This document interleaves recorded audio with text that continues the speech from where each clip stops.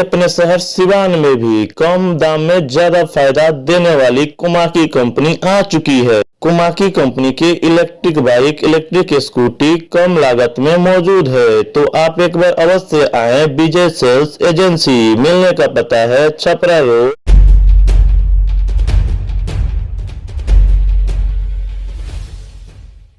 नमस्कार, आप देख रहे हैं N20 लाइव। तो लगातार विधान परिषद चुनाव का हर अपडेट आप तक हम पहुंचा रहे हैं। तो अभी तक बात करें सिवान विधान परिषद के लिए तो 6 दावेदार आ चुके हैं और 6 में देखा जाए तो कुछ अपने आप को पार्टी से बता रहे हैं, तो कुछ ऐसे हैं जो निर्दलीय अपने आप को बता रहे हैं। तो उन्हीं निर्दलीय प्रत्याशियों में से अभी हमारे साथ मौजूद हैं मेनका रमन, जो किसी परिचय के मोहताज नहीं है, पूर्व में जिला परिषद भी रह चुकी हैं। और सरकार जिस तरह से पंचायती राज चुनाव में महिलाओं के लिए 50% आरक्षण दी हुई है, उसका जीता जागता उदाहरण यहाँ पे दिखाई दे रहा है। और सरकार जो भी योजनाएं महिलाओं के लिए चलाती है, जिसमें नारी सशक्तिकरण हो, नारी शिक्षा हो, बेटी बचाओ बेटी पढ़ाओ, बाल विवाह, दहेज प्रथा, इन तमाम योजनाओं को ज़मीन पे साक्षात करने वाली एक मेनका रमन अभी हमारे साथ मौजूद है, जो जीते हुए प्रतिनिधियों के पास डोर टू डोर जाकर महिलाओं की हक का आवाज़ उठाने का काम कर रही है और उनकी लड़ाई लड़ने का वादा भी कर रही है। तो आइए इनसे जानते हैं कितना असर डाल पाएगी महिलाओं पे, और एमएलसी चुनाव भी अपने आप को कहाँ देखती है। तमाम क्वेश्चन होंगे इनसे। सबसे पहले मैडम, स्वागत है हमारे चैनल पे आपका। जी नमस्कार। और यहाँ जितने भी हमारे सामान्य जनता मुझे देख पा रहे हैं, सुन पा रहे हैं, सभी को मेरा सादर प्रणाम। तो क्या लग रहा है मैडम, देखा जाए तो एमएलसी पद जो होता है, धन बली और बाहुबली का ये पद है, चुनाव आसान हो पाएगा? बिल्कुल आसान हो पाएगा। खुदी को कर बुलंद इतना कि हर तकदीर से पहले खुदा बंदे से खुद पूछे कि बता तेरी रजा क्या है। तो मेरा मकसद यही है कि भय और भ्रष्टाचार को दूर रखते हुए अगर सभी सामान्य जनता, जितने भी जीते हुए प्रतिनिधि हैं पंचायत के, अगर इस मुहिम में अपने आप को एक ऐसे जनप्रतिनिधि को चुने जो उनके हक की लड़ाई लड़े, तो उसमें अपने आप को हम सबसे आगे समझते हैं। मैडम, एक चीज़ है कि हमारा समाज जो है महिलाओं को थोड़ा किसी भी काम में आगे लाना नहीं चाहता है, और बिहार सरकार को हम धन्यवाद देना चाहते हैं कि बिहार सरकार 50% महिलाओं का आरक्षण पंचायती राज चुनाव में दी हुई है। लेकिन 90% ऐसी महिलाएं हैं जिनका राजनीति से नाता दूर दूर तक नहीं है। चुनाव भले जीत चुकी हैं वो, लेकिन राजनीति का रद तक नहीं मालूम है उनको। तो कैसे उन लोगों को साध पाइए, कैसे वोट बैंक में तब्दील कर पाइएगा महिलाओं को? देखिए, मैं तो जा रही हूँ, अभी ये जो चुनाव चल रहा है एमएलसी का, और सभी जीते हुए 50% से अधिक महिलाएं जीती हुई हैं और सभी के पास मैं पहुंच रही हूं, और उन्हें मैं यही समझा रही हूं कि अगर आप राजनीति में कदम रखी हैं, ठीक है, पुरुष जो है उनको समझाने का काम करते हैं, लेकिन कहीं ना कहीं उनको पीछे खींचने का भी काम करते हैं कि उनके जगह पर उनके हस्बैंड जाके, उनके ससुर जी जाके, चाहे घर में जितने भी जेंट्स लोग हैं वो लोग उस पर काम करने की कोशिश करते हैं। लेकिन मैं यही जाके लोगों को समझा रही हूँ कि अगर आप जीत के आई हैं तो आप इस चीज़ को, अपनी जिम्मेदारी को समझिए। ठीक है, घर संभालना महिलाओं का काम है, लेकिन अगर आपको जिम्मेदारी अगर जनता दी है, क्योंकि जनता तो आपको चुन के लाई है। सही बात है। एक महिला को आप उसके लायक समझ के कि नहीं, ये महिला समाज में उतरेंगी तो उनके हक की लड़ाई लड़ेंगी, अगर इस तरह की जिम्मेदारी अगर जनता आपको दी है तो आप आगे बढ़ के उस चीज़ को समझिए। ठीक है, नहीं समझ में आता है तो कोई पेट से सीख के नहीं आता है, लेकिन समाज में उतरने के बाद ही आपको समझ में आएगा कि ज़मीन पर किस स्तर से काम होता है और सभी का क्या मतलब ज़रूरत है। इस चीज़ को सामने रखते हुए और सभी को मैं समझाने की कोशिश करूँ। मैडम, एक चीज़ है कि ये तो दलगत चुनाव है नहीं, क्योंकि हमने अनुभव किया, पंचायती राज चुनाव में हम लोग घूम रहे थे तो मुखिया जी लोग के साथ कोई बड़े बड़े नेता दिखाई नहीं देते थे, विधायक ना एमपी ना कोई पार्टी के कार्यकर्ता। वो लोग बोलते थे कि हम बदनाम हो जाएंगे आपके साथ घूमेंगे तो, लेकिन वही मुखिया जो आज जीत के आ चुके हैं तो सारे नेता लोग पहुँच रहे हैं कि आप तो मेरे पार्टी के हैं, आप मेरे पार्टी के हैं। तो वो नेता लोग समय कहाँ थे? तो क्या लग रहा है इसको दलगत से जोड़ना सही बात है कि नहीं है? देखिए, मैं तो यही कहूँगी कि जितने भी सिवान जिले के जीते हुए पंचायत प्रतिनिधि लोग हैं वो किसी दल से नहीं आए हैं, क्योंकि हमको भी अब दल में शामिल करने की कोशिश किया जा रहा है। हम भी एक वार्ड पार्षद चुनाव जीते हैं लोग मेरे घर से, तो वार्ड उसको पार्टी से जोड़ने का काम किया जा रहा है। जी, पार्टी से जुड़ना कोई गलत नहीं है, पार्टियां भी ठीक है, अपने तरह से काम करती हैं। लेकिन मैं अभी ये एमएलसी के चुनाव के बारे में ये कहना चाहूँगी कि जीते हुए प्रतिनिधि लोग आए हैं वो किसी दल से नहीं आए हैं। सही बात है, वो स्वतंत्र होकर आए हैं। तो मैं भी यही चाहूँगी कि एक स्वतंत्र और निर्दलीय प्रत्याशी को चुने जो आपकी हक की लड़ाई लड़ सके। मैडम, एक चीज़ है कि 6 दावेदार अभी तक हो चुके हैं सिवान जिला में, लेकिन बात करें तो एमएलसी पद क्यों है, क्या कार्य है, इस पर चर्चा करना कोई नहीं चाह रहा है।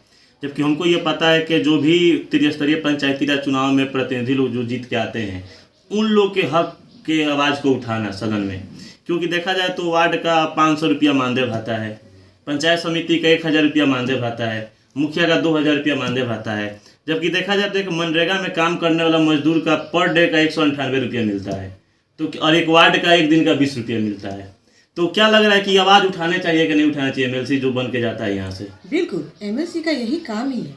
यही लोगों को समझाने की ज़रूरत है कि जितने भी जीते हुए प्रतिनिधि हैं, ठीक है, वार्ड सदस्य हैं, जितने भी जो भी जिनको जो भत्ता मिलता है उनको बढ़ाने का काम, और जो पेंशन नहीं मिलता है उसको लागू कराने का काम, ये सब एमएलसी का काम है। जो सदन में जाकर अगर चुन के जाते हैं तो सदन में इस चीज़ का आवाज़ उठाने का काम करेंगे। मैडम, अभी पंचायती राज चुनाव संपन्न हुआ, उसमें देखा गया कि आप जिला परिषद चुनाव लड़ी थी, लेकिन दुर्भाग्य है कि जनता को वो चुनाव आप नहीं जीत पाई, चुनाव आप हार गई। लेकिन क्या लगा, जैसे इंसान जब हारता है तो थोड़ा निगेटिव सोचने लगता है और मन थोर हो जाता है, फिर से उतना एनर्जी नहीं आ पाता है चुनाव लड़ना। अभी हाल ही फिलहाल का चुनाव बीता हुआ है और फिर से इतना एनर्जी और इतना जुनून आया कहाँ से? बिल्कुल, ये तो अपने अंदर की सोच की बात है। और मैं तो पहले भी कह चुकी हूँ कि मेरा मनोबल कभी न गिरा था, न कभी गिरेगा। क्योंकि ठीक है, जिला परिषद का चुनाव मैं हारी हूँ, लेकिन यहीं की जनता हमको चुन के 5 साल काम करने का मौका दी है, और उसके लिए मैं भरपूर तरीके से और अच्छे तरीके से काम की हूँ, और बड़े बड़े काम की हूँ। 38 सड़कों पे मैंने काम किया, और पोस्ट ऑफिस खुलवाने का काम किया जो जिला परिषद से हट के भी हुआ है। तो मेरा मनोबल कभी न गिरा था, न कभी गिरेगा, और आगे भी काम करने का जुनून है। और मैं सभी जीते हुए जनप्रतिनिधियों से आग्रह करूंगी कि एक ऐसे जनप्रतिनिधि को चुने जो आपके हक की लड़ाई लड़ सके। मैडम, एक चीज़ है, बात करें बिहार सरकार की तो आए दिन महिलाओं को लेकर अच्छा सोच दिखाती है बिहार सरकार, और महिलाओं के हक में बहुत सारे फैसले भी ली हुई है, जिसमें नारी शक्तिकरण, नारी सशक्तिकरण, नारी शिक्षा की बात की जाए, और बेटी बचाओ बेटी पढ़ाओ अभियान चल रहा है, और आप शिक्षा को हमेशा बढ़ावा देते हुए आप आ भी रही हैं। और एक पेन भी आपका चल रहा है, दिखाई दे रहा है, हमको भी पेन मिला है आपका, मेरे पास वही, और वो शिक्षा का एक प्रतीक भी है। तो क्या लोगों से अपील कीजिएगा, और महिलाओं जो जीत के आई उन लोगों से क्या अपील कीजिए, कब ये जागरूक बनेंगे ये लोग? नारी सशक्तिकरण की दिशा में मैं पहले भी बहुत तरह की बातें कर चुकी हूँ, और उसके लिए मैं आवाज़ भी उठा चुकी हूँ कि महिलाओं के लिए सेल्फ डिफेंस की तैयारी करना है, वो महिलाएं करें।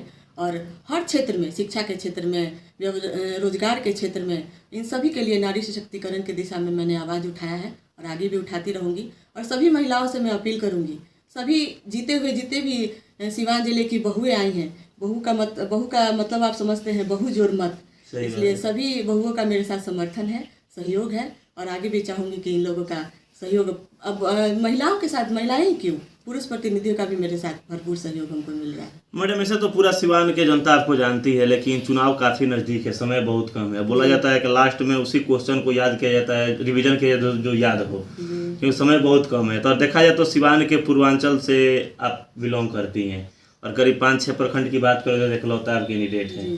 तो क्या लग रहा है 5-6 जो प्रखंड है टर्निंग पॉइंट बनेंगे एमएलसी चुनाव में? ठीक है, बनेंगे, ऐसा कुछ बात नहीं है, क्योंकि महाराजगंज अनुमंडल की मैं इकलौती महिला प्रत्याशी हूँ, और इधर से दूसरी कोई प्रत्याशी है भी नहीं। तो इसका मुझे बेनिफिट मिल रहा है, क्योंकि सभी का सहयोग मुझे मिल रहा है।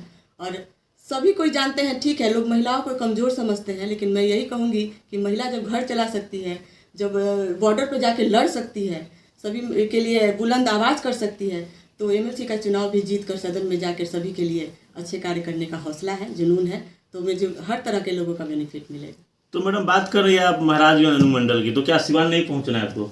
सिवान देखिए, पहुंचना तो हर जगह है, मेरी तो कोशिश यही रही है कि हर जीते हुए प्रतिनिधि। अभी तक सिवान पहुंचे नहीं है आप?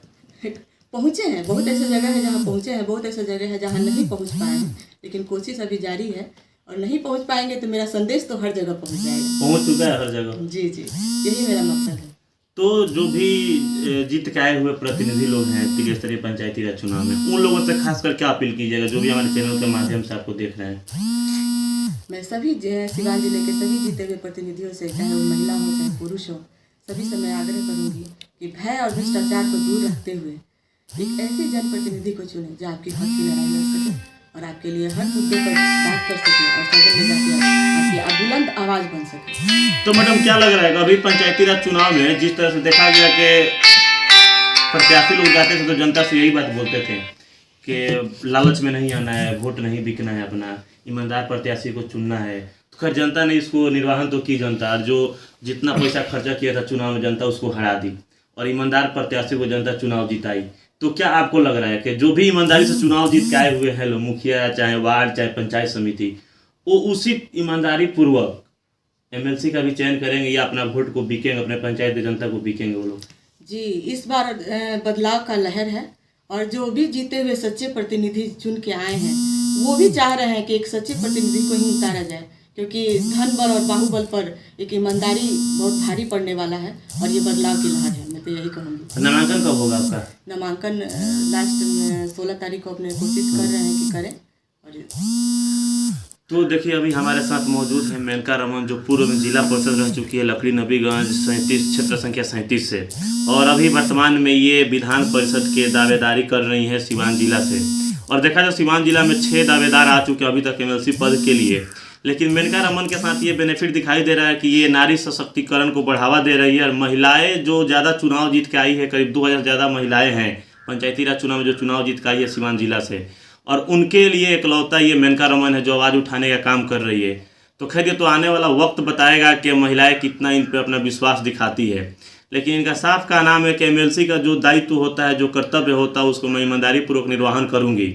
और जिस तरह से अपने क्षेत्र की जनता का मैं 5 साल सेवा की हूँ जिला परिषद के नाते, उसी तरीके से मैं पूरा सिवान जिला की सेवा करना चाहती हूँ। और जो भी जीत के आए हुए मेरे भाई, मेरे बहन, मेरी माताएं, मेरे चाचा, जो भी लोग हैं, सब लोग मुझे एक बार सपोर्ट कीजिए और विधान परिषद में भेजिए, ताकि सिवान की जो समस्याएं हैं और विधान परिषद होता क्या है इसका भी परिभाषा मैं तो मैडम लगातार आप महिलाओं की आवाज़ उठाने का काम करती हैं। तो ऐसा भी सुनने को मिलता है कि महिला जहाँ भी अब जाती हैं महिलाएं आपका इंतजार करती हैं और उन लोग कुछ उम्मीद रहता है कि हाँ मेनका रमन आई है तो हमारे आवाज़ उठाने का काम करेगी।